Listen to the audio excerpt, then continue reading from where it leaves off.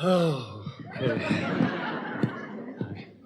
I have had many experiences, including this moment, of alignment with my vortex, alignment with law of attraction, manifesting energy. And I'm also, I felt so connected to Source that I feel such an encouragement to teach and share the insights that have come to me that I've started a YouTube channel and Instagram where I share my insights.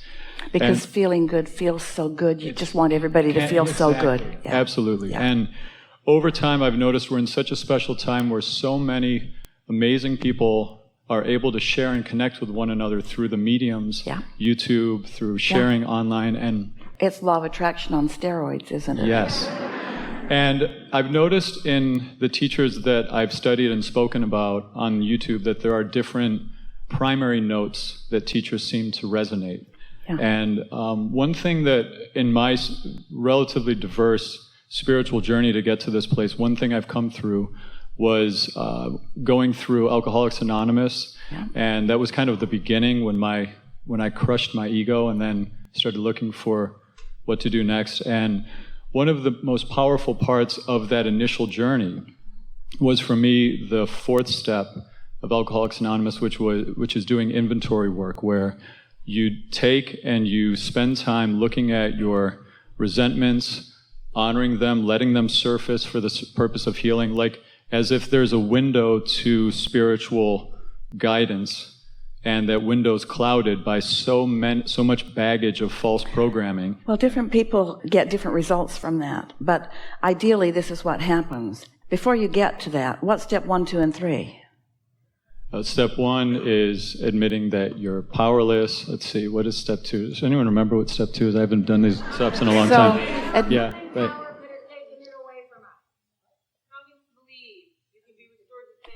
Yes.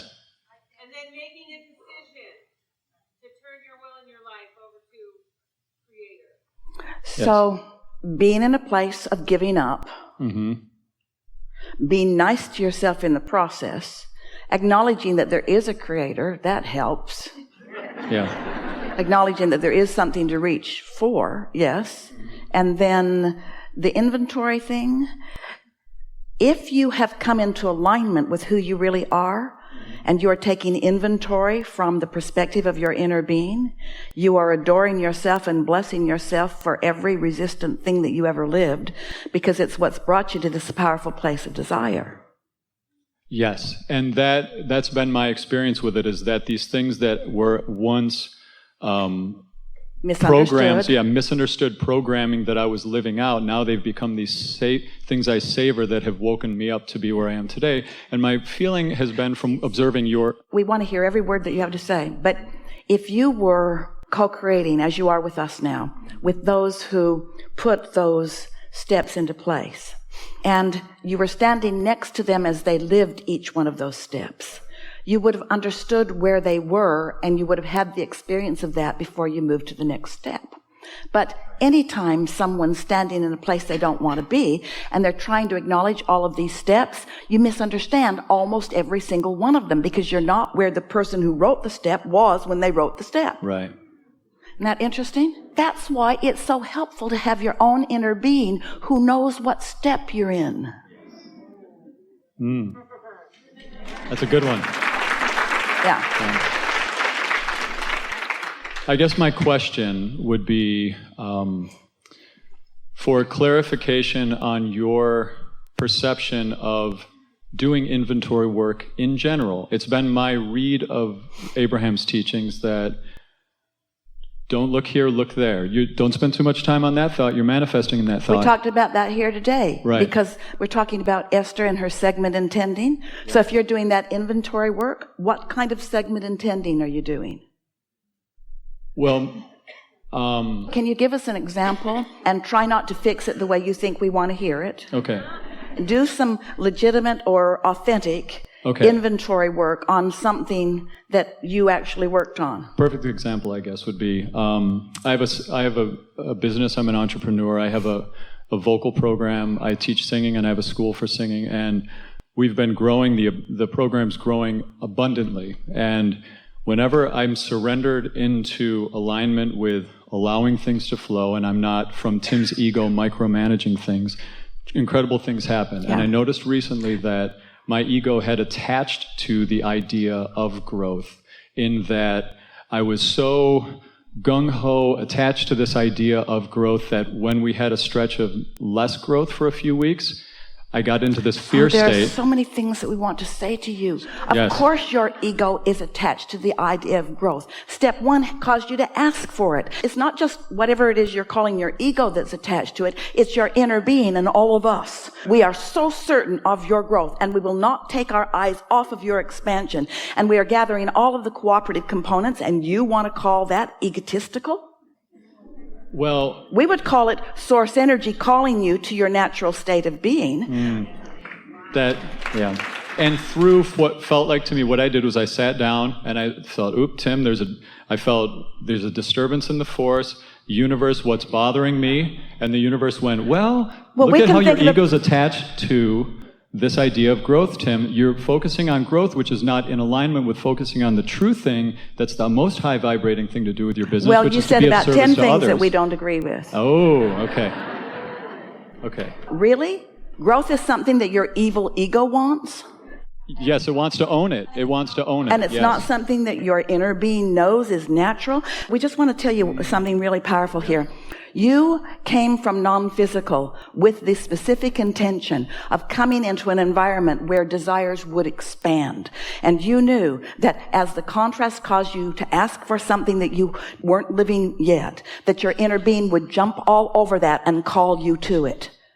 Everything that we are all about is about the natural, unequivocal expansion of the universe. Don't get crossways of that and start calling it bad things like egotistical, non-spiritual attachment to stuff. Yikes.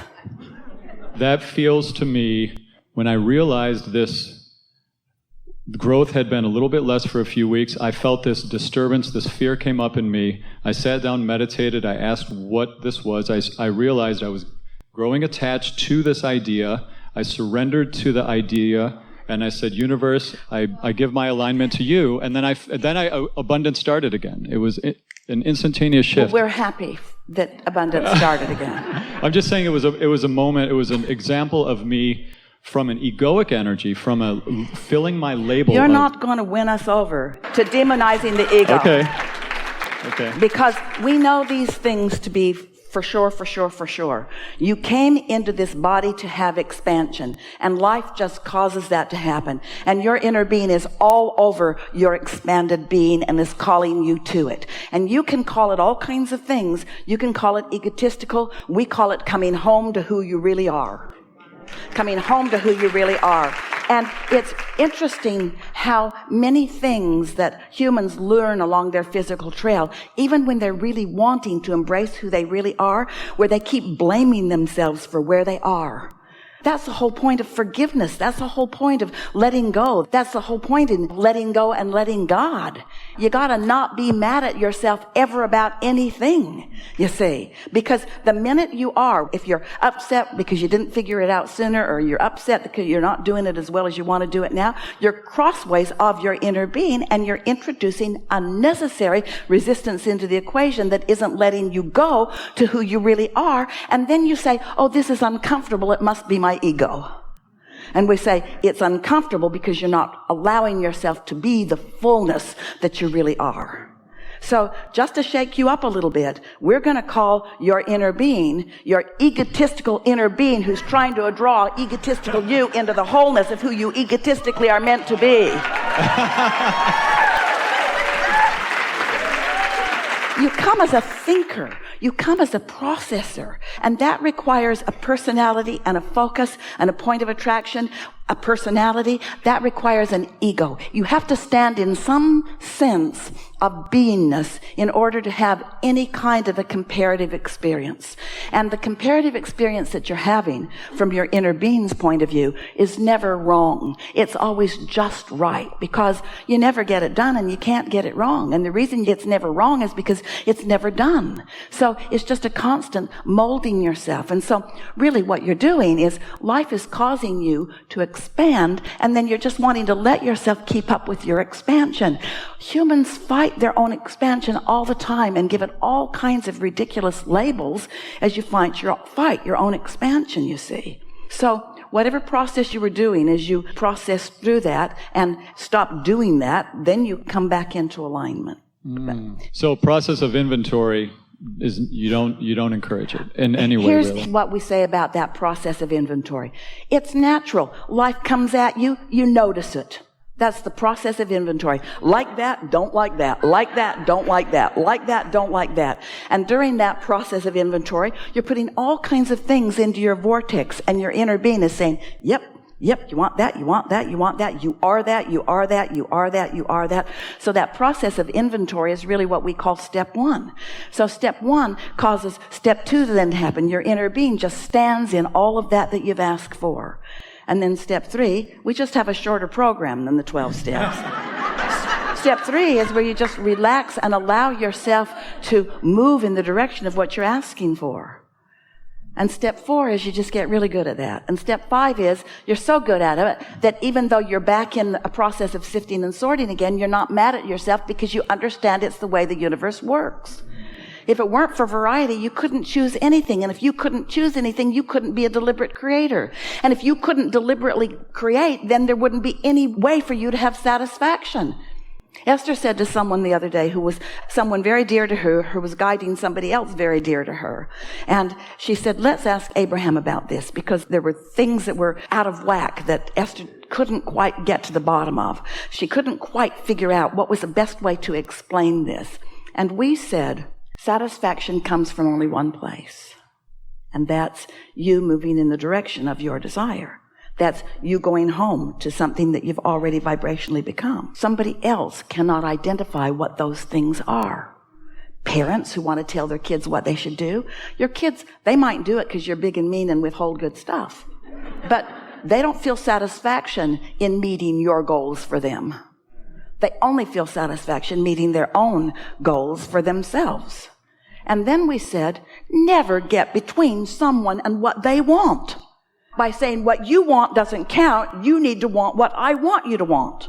And so all kinds of people have been in situations with people who have wanted to control them, because a lot of people, the way they think that they're going to live a good life is by controlling the people in their life. And some people give into that, and then they cover up that dysfunction with alcohol or with drugs, because they're not feeling any satisfaction because the powerful people in their life aren't allowing it. And so they get sort of broken down to the point that they're just trying to soothe the discord because they can't figure out a way to get into alignment with who they are. And then in time, as they get into alignment with who they are, they begin to feel better. But until you're willing to let loose of all control of all other people and let your quest to come into alignment with the fullness of who you are, which is everything that you're about. We know that for sure. It's everything that you're about. It's what you teach. It's what you know. We're just very specifically answering these very precise questions that you're presenting here. Thank you, yeah. So, egotistical you. You were so bold, you were so egotistical that you dared to say, I'm going to go into a physical experience and I'm going to experience a lot of contrast. And I'm not going to like any of it. And I'm going to let it get big enough that first of all, it's going to make a great big vibrational reality for me. And next of all, I'm going to really feel the pinch of not going home. I'm really going to feel the discord of not letting me be me, to the point that I'm really going to break down. They don't need to make a step for that. Life does that to you. I'm just going to break down. I'm just going to break down. And then I'm going to cover it up for a while as best I can. And then all the things that are involved with that are going to be my experience. It's just going to get worse and worse and worse and worse and worse, because that's the way it does. But in all of that, I'm going to ask and ask and ask and ask and ask and ask and ask and ask and ask. Inventory, inventory, inventory, inventory, inventory, inventory, inventory. And then I'm going to let go. I'm going to let go, not of my ego. I'm not going to let go of my desires. I'm not going to let go of who I became. I'm going to let go of the resistance I practiced in order to survive. Ooh.